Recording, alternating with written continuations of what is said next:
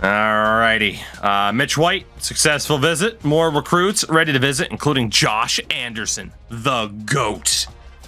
The absolute GOAT. We take on Oklahoma State next. They are 1-2 on the season, but recruiting is what we are focused on so far.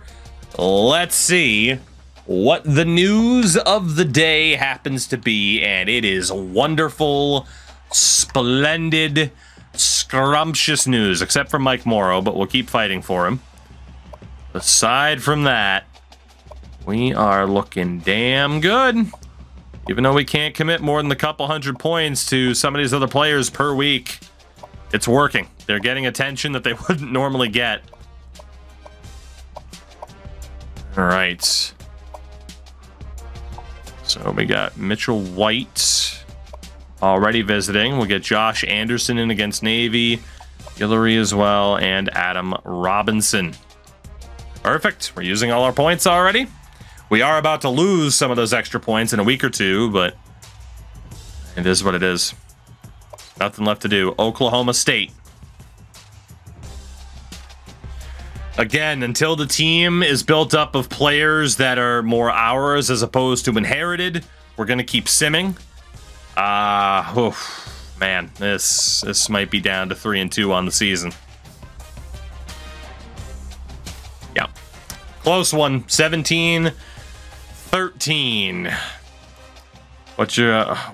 What's go through your mind when you set up your wall for jerseys? It's hard choosing which ones to have out. I mean, no, because we've had the rainbow theme for almost a year now, so it's been easy enough to just do color swaps. So it's been pretty easy. We set it up that way for the last couple of Pride months, and yeah, now it's just the way the wall stays. All right, we got more people ready to visit. Literally since the Provorov stuff. Oh, so it's been a year then. Well, there you go. It's been a year. Over a year. There you go. Okay, we are down from 3-0 to 3-2. Oof, no longer the top team in the conference. We're gonna have some competition here. We're gonna have some competition down the stretch. No real surprise. Do we have any good news recruiting-wise?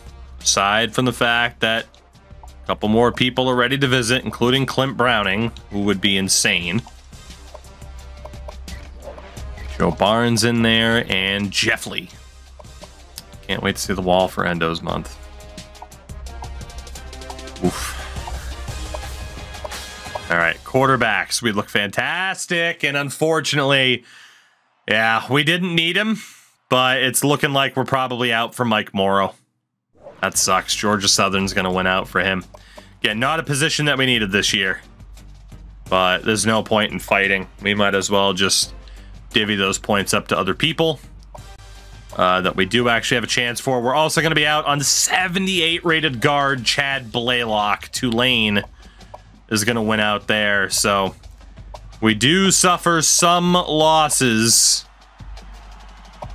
We do suffer some losses here this week. Not a ton, but some. All right. So that leaves us room to bump up everybody else to 225 that is not already there. And of course, we'll be leaving other dudes on 500 that are in the positions of need. Let's go a +2 to everybody. I could do the math on what it needs to be. Yeah, we can't quite do a +2 on everybody. That's okay, though. There we go. Still looking pretty good. That list is starting to dwindle a little bit, but that's okay. Our old pals in Navy, 3-1 on the season, but we do have a better team with our 3-2 record. This could go down as an incredibly important game. Will we get the win?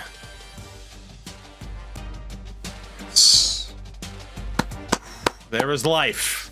There is life. There is life to promotion in Season 2. You can argue, again, we should have had it last year, but there is life. 25-20 over our old pals, the Midshipmen. And that brings us into the Week 8 bye week before we get absolutely stomped in Weeks 9 and 10. So that is tremendous news for us, let's be honest.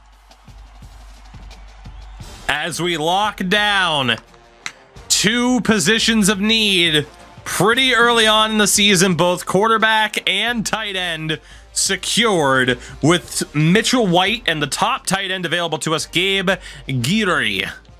The Guillory. That's awesome. So now literally all we need is 1 wideout and whoever else we can get.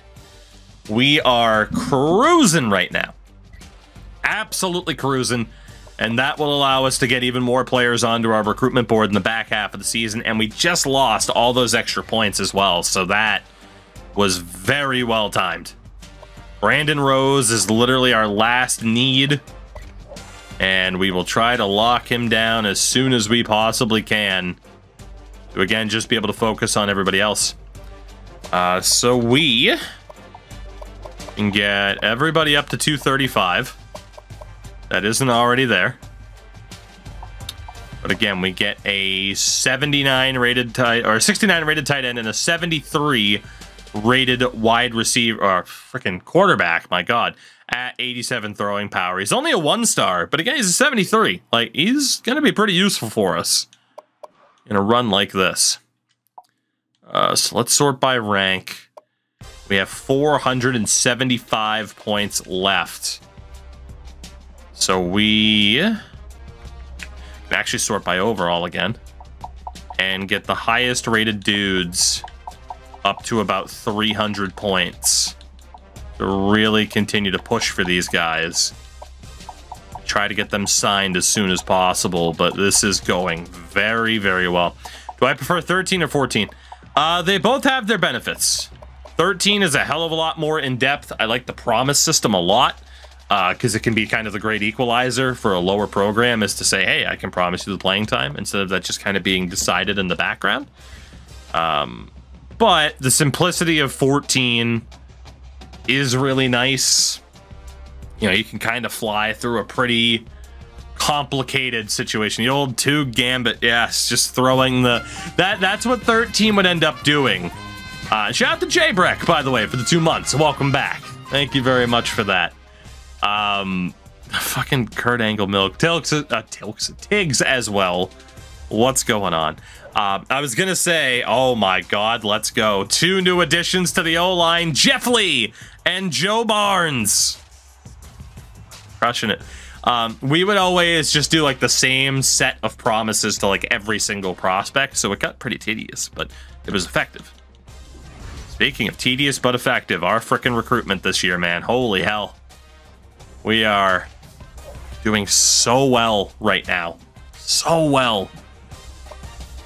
This is fantastic. We got a lot of guys who are ready to visit, even though we're going to get crushed. Let's schedule dudes for Georgia. Why not? Again, we got to play frickin' Georgia and Ohio State in our next 2 games, which is just going to be a massacre. All right, anybody who is not on 300 points, we will bump up to 300. Browning is actually going to get dropped down to 300 because quarterback is no longer a position of need. The only guy that's going to stay on 500 is the wide receiver, Brandon Rose. That's the only position of need. Was it Georgia and Ohio State? Oh, wait, I meant to say Oklahoma, because we had Ohio State last year. It's Georgia and Oklahoma this year. That was the confusion. All right, let's go 325 for everybody now.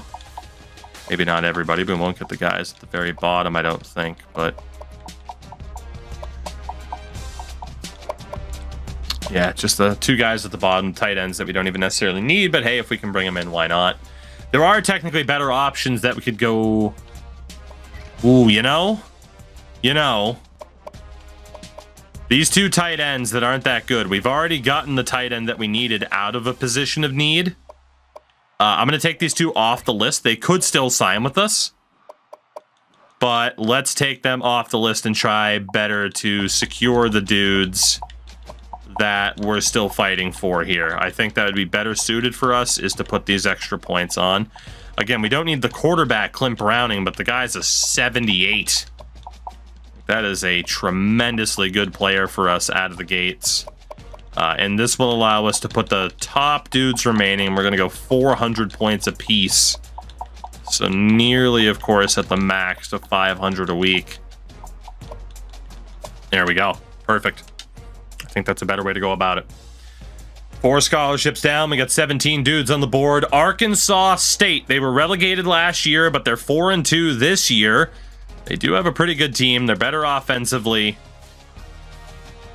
Should probably be the favorites to win this one. What is the situation for us, though, around everything right now? Ohio State is currently the #1 team in the nation. Florida State's in the mix as a Tier 3 team in the American Conference, behind, of course, the ACC and independent status as the very best you can get. Kansas, Tulane. As a Big Ten team, Tulane is #4 in the nation. You got Oregon, Michigan State, USC, and Georgia have both dropped down a bit. Do we have any MACtion representatives? Big 12, UCF, Miami, and Utah in the American. I said Big 12 earlier when I meant to say Big 10. You got Big 12 there for Ole Miss. Does it happen that a school goes from Div 1 to Div 2, vice versa? Correct. So again, it's sorted alphabetically. I'll show you in a minute for anybody that missed the explanation last night. Pac-12, South Alabama is ranked, and MACtion representatives Toledo. That's tremendous. So again, we set up the conferences initially in Season 1. So independent teams are the 6 very best teams in the nation. We started off setting it up as independent as the very best, and then alphabetical order from there. So the second best teams by overall started in the ACC. The worst 12 teams by overall started in the Sun Belt, and obviously in the middle, it makes sense. Syracuse jumped from a 72 to an 88, like I mentioned. It's fucking insane. So whoever makes it to the conference championship in the Sun Belt, the best team from Div A, best team from Div B, they go up to the SEC. The worst 2 teams in the SEC go down to the Sun Belt, and so on and so forth throughout all the divisions. So our goal here is not only to win a national title, it's to make it to independent status as one of the best 6 teams in the country, if not being the very best team in the country. So that gives us more of a goal than just the national title. Arkansas State, and again, we're still going to sim pretty heavily here. Let's go. For as many complaints as I had about not getting promoted last year because we lost that conference championship game, well, we are now 5-2 on the season. We're going to get our crap pushed in. Our shit pushed in the next 2 games. But we're looking okay. We're looking okay in a general standpoint because of our conference ranking and within the division. And the other, oh no, that's the athlete, Josh Anderson. Josh Anderson is signed as well. Man, this is going splendidly in terms of recruitment. We're gonna get punked out by the Bulldogs, but that's all right. I am so happy right now with this recruitment for us. We got other dudes who are ready to visit. Let's just schedule them against Georgia. Try to get those visit points in as soon as we can, even if they see us lose horrifically. So let's go and double check. Is there anybody that we're out for? Browning, we have a 4,000 point lead over Maryland. We have a 500 point lead for the fullback, Adam Robinson. A 2,800 point lead over USC for Brandon Rose. We already got Gabe Geary in there. 1,500 point lead for Calvin Kraft. A 2,200 point lead for Eric Hurd. 2,500 point lead for Glenn McCullough. 1,500 point lead for Joe Walton, 1,600 points for Keith Poole. And then the athletes, 2,700 point lead, 1,500, 1,800, and 1,700. There are some top-notch programs in the mix, though. A lot of our guys are being targeted by very, very good programs. And that is concerning. It looks like we have every single one of our dudes, though, on 400 points. So we will max out Bo Brown at 500 points. Okay. Again, we don't even have to hop into this. This is going to be a massacre. This is going to be an absolute massacre. Georgia is just going to beat the brakes off of us here, even though it's a home game. 34-7. We at least got a touchdown, though. Good job for the boys, most of whom we inherited, but good job for the boys. They at least got a touchdown against the Georgia Bulldogs. But we knew that was going to be bad. And Oklahoma's about to do the same, even though the Sooners aren't ranked. The Sooners are not currently a ranked team.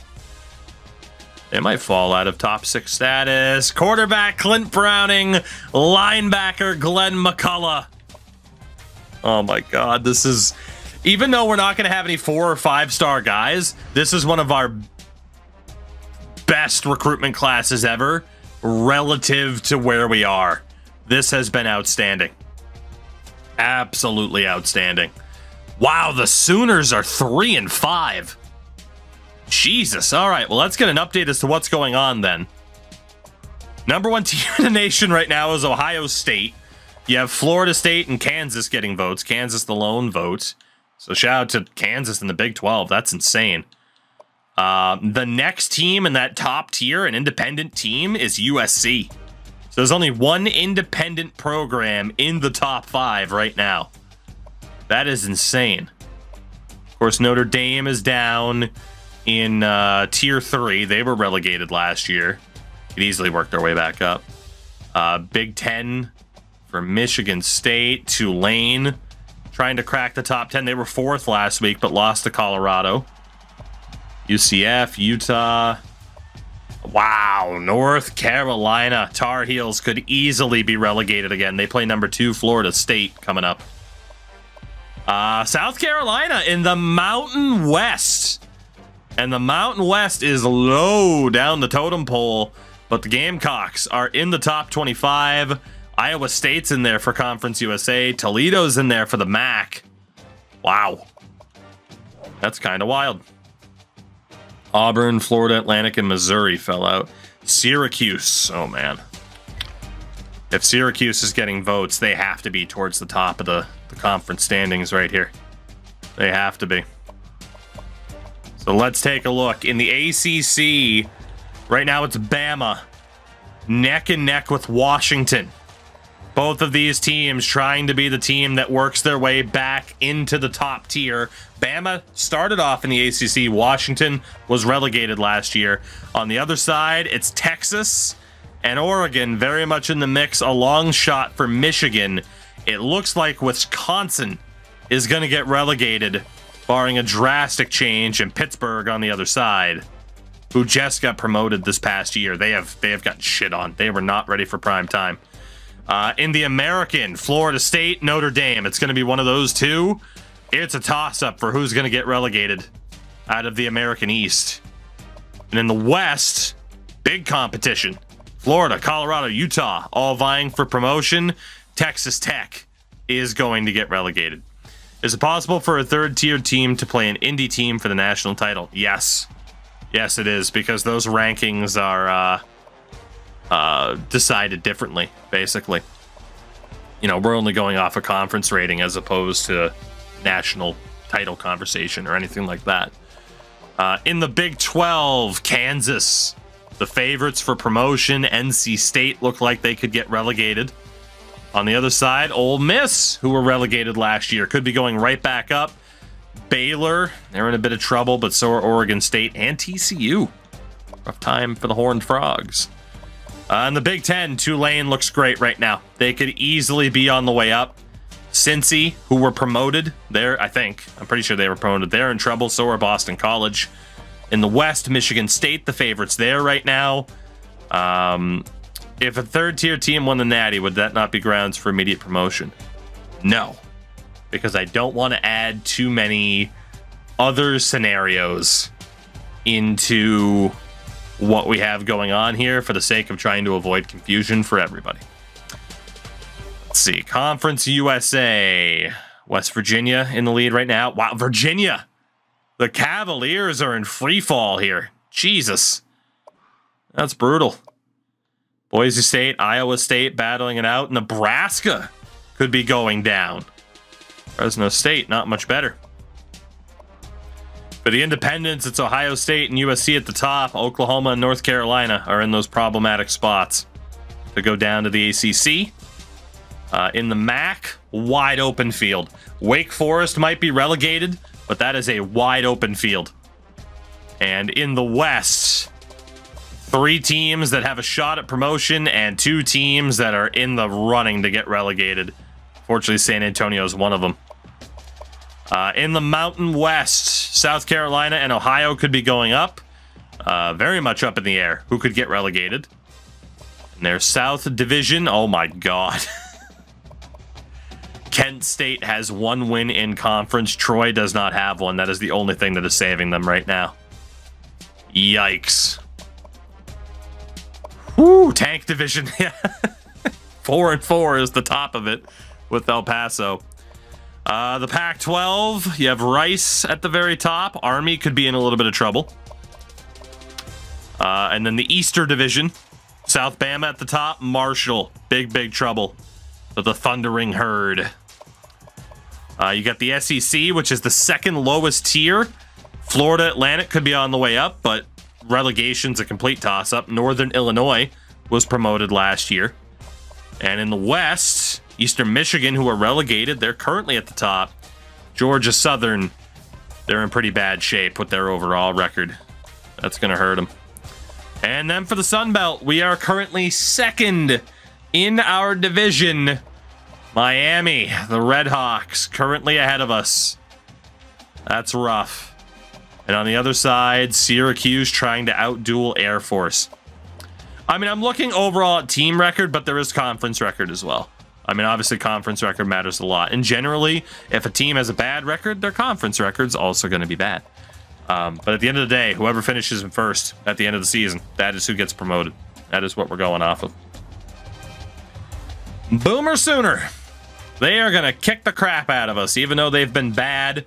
They are one of the 6 independent programs. They're in that top tier for a reason. They got promoted last season.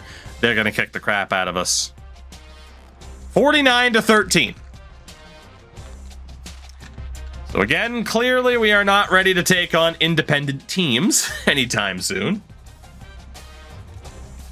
But again, those losses hurt us, but they're not heartbreaking in terms of our chances at promotion. That does come down to the conference quite a bit. Blame the letter generator. I do. That letter generator has done us dirty 2 seasons in a row. I'm not here for it. As you've yeed your last haw up to level 5. Bo Brown's ready to visit. This is actually an interesting decision for us. Do we go? I think we have to go with the bonus points through week 15. Yeah, I was thinking of the off-season points, the letter of intent, but we don't have access to that yet. So we're looking okay. So that'll give us the extra 500 points back per week. Let's take a look. Are we trailing for anybody here? And it looks like it just automatically put everybody on 500 points, and it did. So we technically now have the ability to go and add more people. We have a big lead for all but one dude, and that's fullback Adam Robinson. So we can go out now and look at the highest rated dude that we know of.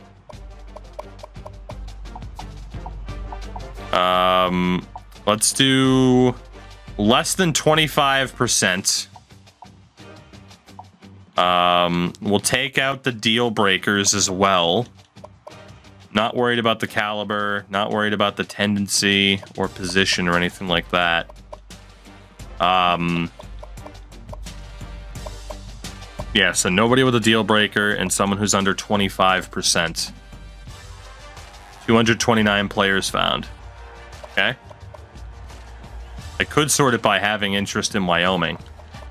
But this is our current board. Again, unfortunately, I can't sort it by dudes that we've already scouted. It would be so much easier if I could. But let's see then. At quarterback, I'm intrigued in the highest overall players. Derek Scott was a 67. You know, so I only have to do this one more time. Let's put Derek Scott back on our list. And again, if we have information about the player, that's how we know they're eligible, because we scouted everybody. So we get to look at the very top of the screen and see if 0% scouted changes. Travis Finley, 69 rated. We'll add him to the list. David Kelly was a 70. So we can definitely add him. Only a 64 for Kyle Oliver. No fullbacks left.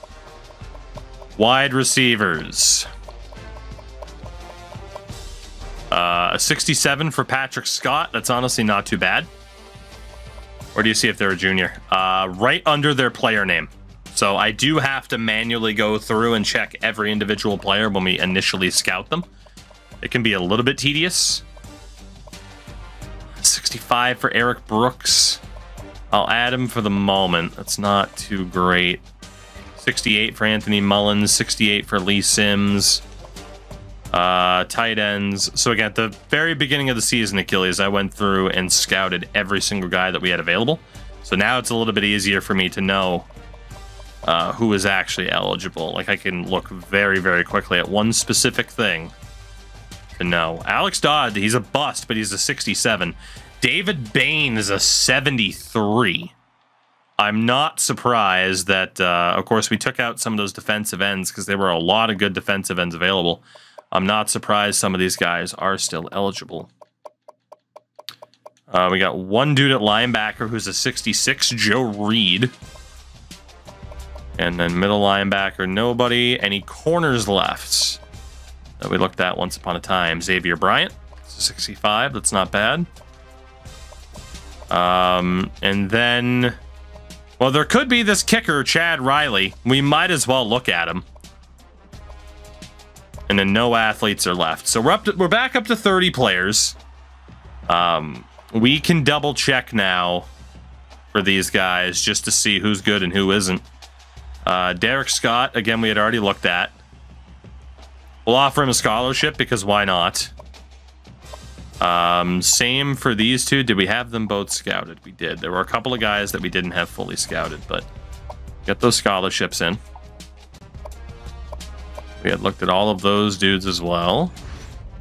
Those scholarships to the boys to try to build up interest. Alvin Kraft has already been on our list. The defensive ends have all been looked at. So let's get those scholarship offers in there. Those are the last points that we can utilize this week, though. But again, recruitment, I think we look fantastic. It's the Akron Zips in week 12. They are 3-6 on the season. This is a big conference game against Akron. We need to win this. Again, early stages, I'm leaving it up to chance with menu simming to control our destiny until it's more of our team. We win 30-27. That's huge. 6-4, that guarantees us at least a 500 record on the season. And we stay within striking distance of Miami to gain promotion, also known to grain promotion. If you're talking about Nebraska, Iowa, or any other flyover states, let's fucking go. Oh, there's our final need. Brandon Rose. And then the corner, Keith Poole. Defensive end, Eric Hurd. And running back, Greg Flowers. who I believe was an athlete. Let's go. This team is stepping up so fast. I don't think we're going to immediately get relegated if we were to gain promotion. If we don't gain promotion this year, we should be favorites next year. We are still currently behind Miami. We played Miami this year and lost to them too. Yeah, we lost 37-14. Their final game of the season is against 5-5 Arkansas State. We have 2 games left, Bowling Green and Nevada. We have to win out. We have to win out, and Miami has to lose to really help us out. They don't have to lose, but to really help us out. Bowling Green is 2-8 on the season. Let's take a look here at recruitment options really quickly. So for Derek Scott, we're in the running. We're looking okay there. For the wideouts, we're not immediately out on anybody, which is good. I wouldn't say we're immediately out on anybody there either. Linebacker Joe Reed.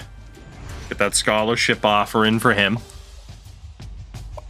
Corner, Walton's looking great. Bryant, we'll get that scholarship in for. The kicker, Chad Riley. We're going to go for him. And then the 3 athletes that we have, of course. We got one dude who's ready for a visit. That is Bo Brown. He might have been ready for a bit, actually. But let's get him scheduled.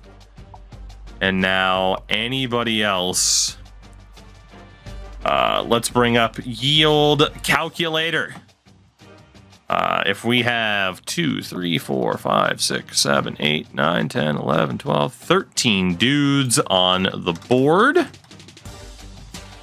That is 175 points per person. Somebody will get a little bit extra. But yeah, 175 points per person for these late additions to our recruitment board. The best players left that we can possibly get. And honestly, the 73 rated Bane might be my top target there, even over that kicker, because damn, that's a good player. That is a damn good player. So yeah, this is a big game coming up next against Bowling Green. They are not a very good team, but they could certainly ruin our season. And I think we're going to jump in for the first time. Visiting Wyoming, taking on Bowling Green. We need a win. We're going to put them in the all orange as well, just because you know, we got some brown on the uniform. Again, we're not too emotionally attached to our team yet because we haven't been here too long. We don't have too many teams or too many guys on the team that you guys have renamed. But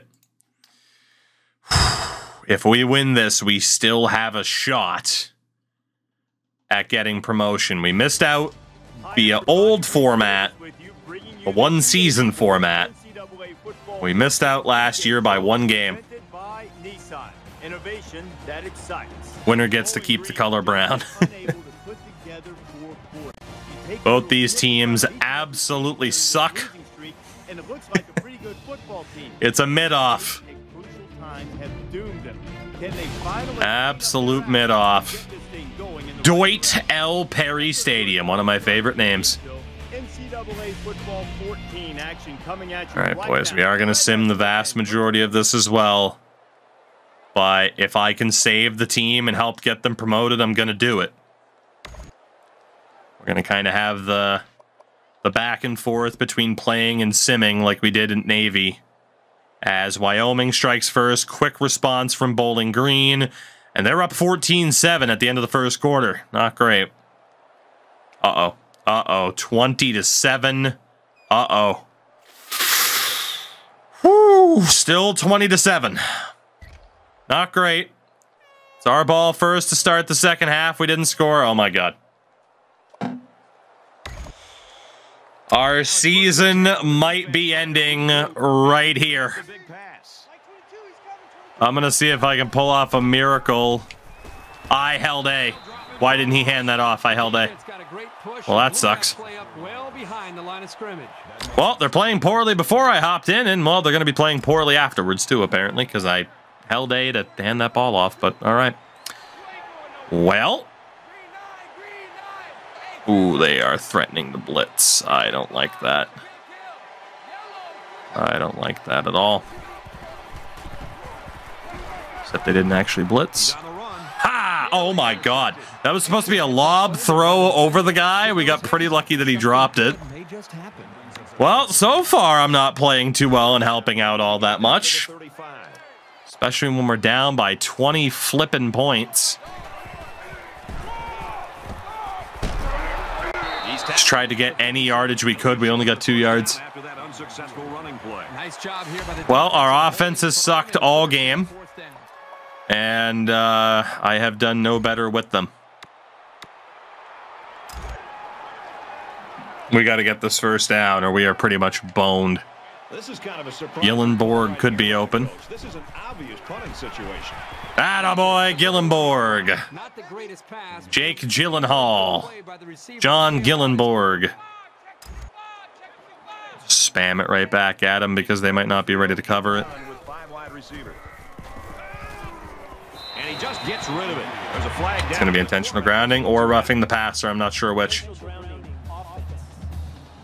Awareness is such a key attribute. Right bumper was in a 50-50 situation about being open, so I didn't want to risk it. I'd rather take intentional grounding.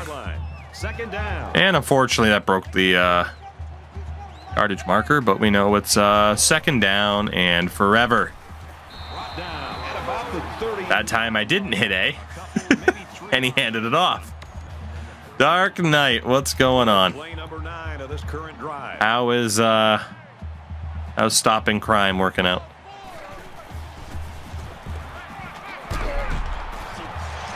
We had to try. We got hit as we threw. Well, I think we clearly discovered what was going on this game.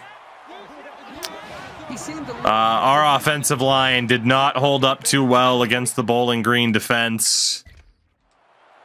Is there anybody open there? No, they had it perfectly covered. Cody, take it easy, buddy. We'll catch you later.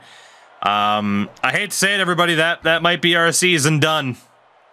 We might be stuck in the bottom tier conference for a third season. Bowling Green beat the brakes off of us. We got ripped apart by a dude named Camden.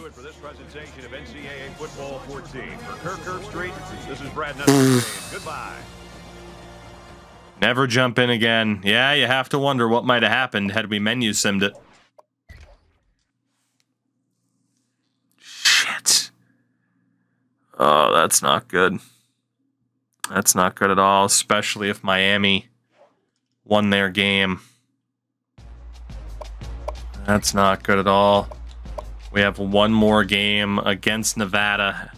We needed Miami to lose, but even then, they might still have the tiebreaker. There's a chance that the University of Miami, Ohio, will be getting promoted one season after relegation, and that we might be stuck down here in the Sun Belt, the bottom tier, for one more season, which would really, really suck. I mean, you could argue, like, oh, there we go, 77 corner Joe Walton signs. You could argue, like, bump yourself up, but, yeah. We got to earn it at this point. You could argue we earned it last year. Did Miami win? They did not. They haven't played yet. We need Arkansas State to beat Miami. And we have to win, but even then, their win percentage is probably going to be too high. I think Miami's secured it. The math isn't quite checking out because they have the tiebreaker. They've won 8 games in a row. We're going to be stuck down here for another season. That sucks.